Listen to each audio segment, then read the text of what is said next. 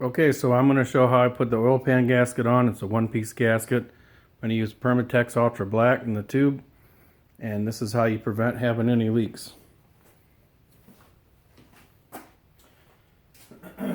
Alright, so this is my Permatex Ultra Black. I've already cleaned the rail and cleaned all the threads. Everything. I use lacquer thinner on the steel. I've already put the gasket on there to make sure I didn't have any other issues. So this is how it's going to go. I'll come over here to where you can see it first, I guess. Don't know if you can see the other side as well. I'm going to start here in the corner.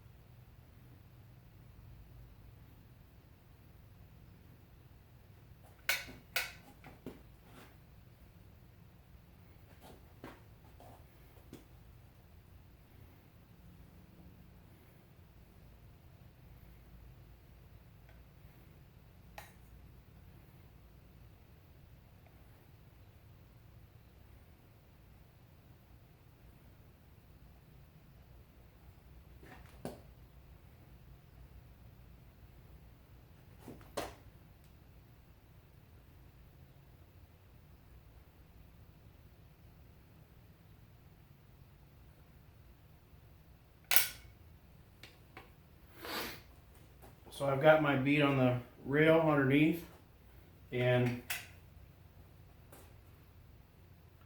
now I'm going to put the pan on.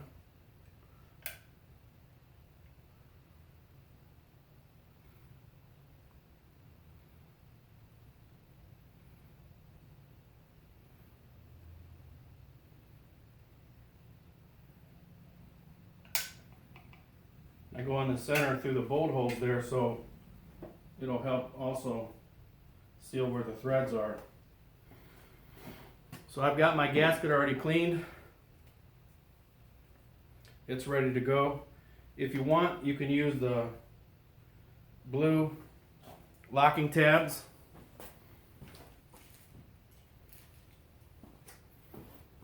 Like these to thread into the corners. What they'll do is they'll just, if the car's upside down and you're doing it in the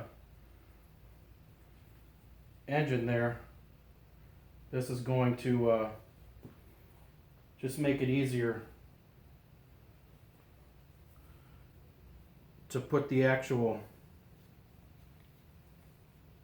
gasket down. I'll show you how it works in case you were wanting to try it. They just go into the outer bolt holes and then they go into these ones here. You got the front and the back. Smaller one goes in the back. Just start them over your little stud holes.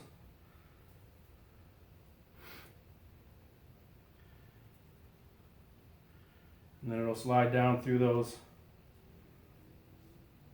studs down onto your rear main and the front pump.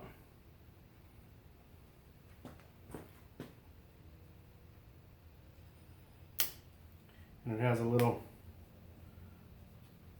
bottom piece here where it'll hold it in place once it slides over those little shoulders.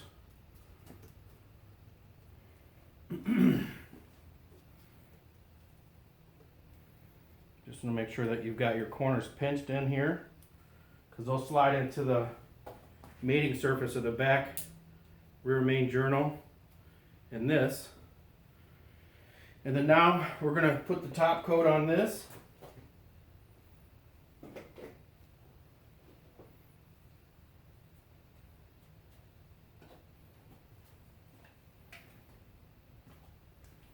I'll start back here on the back again.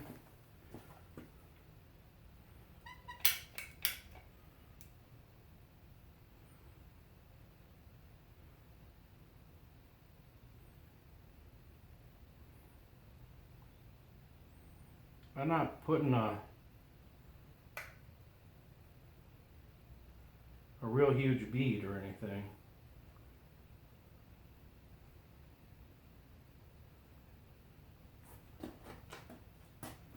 You have imperfect aftermarket mating surfaces, and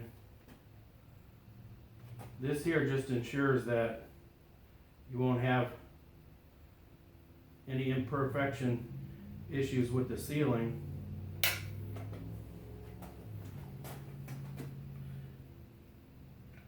Which almost always happens when you're using all this aftermarket stuff. Plenty of people will say, oh, they claim not to do this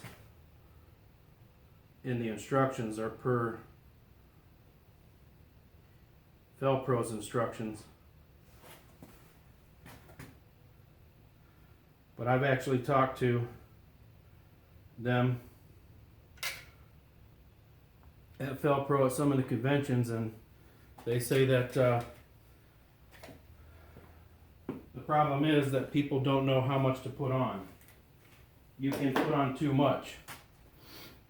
Okay, so now that we have this bead on both sides, and then we've got both corners here with our extra blobs, we'll take the pan and we'll start dropping the pan on.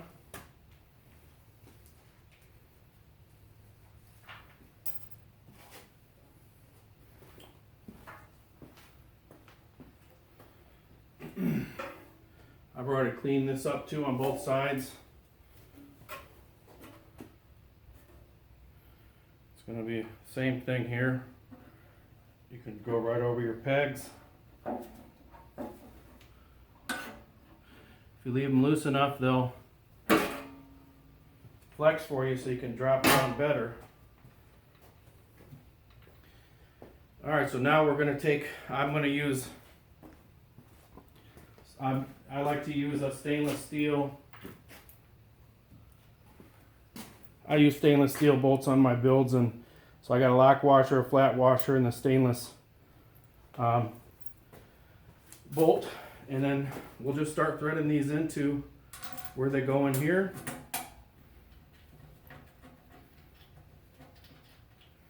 And then once I have these bolts in here, which is going to be a lot of slow camera time, I'll go through the torque sequence. So I'll pause it right here.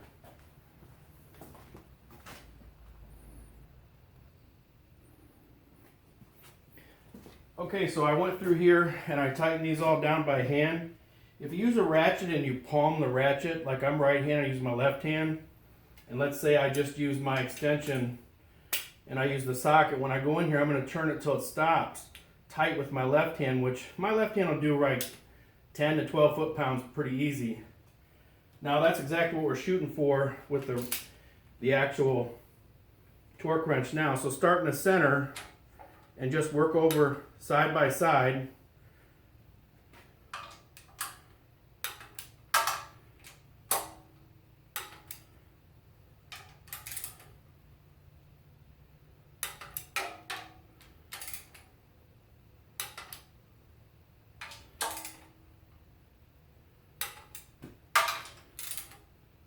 Try to go from the center out to spread the pan down evenly.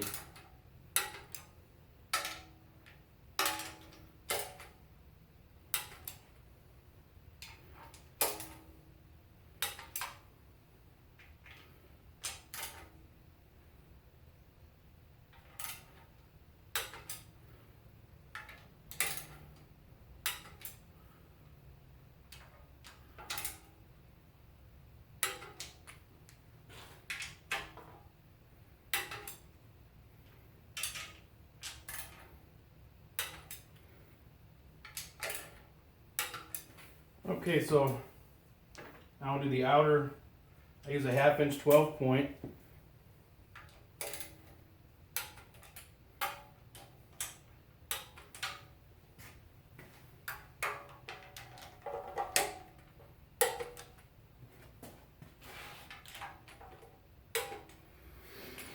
just go through again, and you might have to do it 2 times to make sure it's all even. You keep doing it more, it's going to keep compressing the gasket. I wait a little bit, then I come do the second time, because I've already gone through this 4 times to lay this down flat.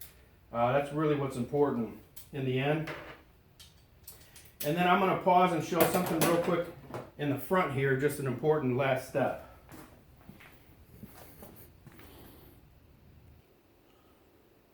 Alright, so this is going to be the important last step. I just zoomed in here. So on the pan, you're going to have a little bit of extra.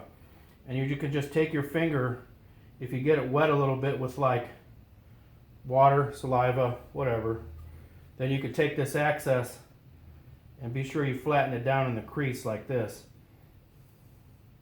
And I usually do all the way through to the corners.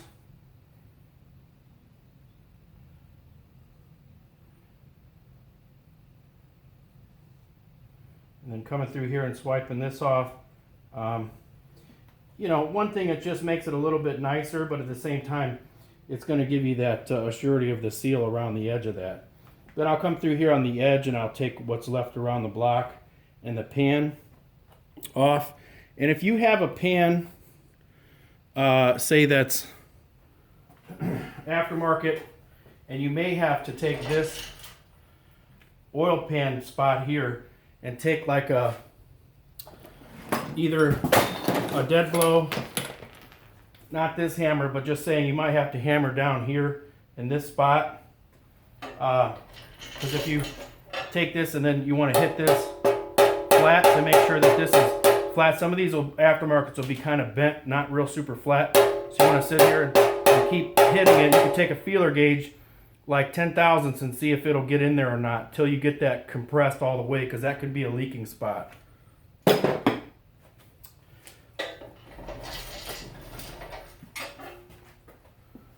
All right, hope that helps.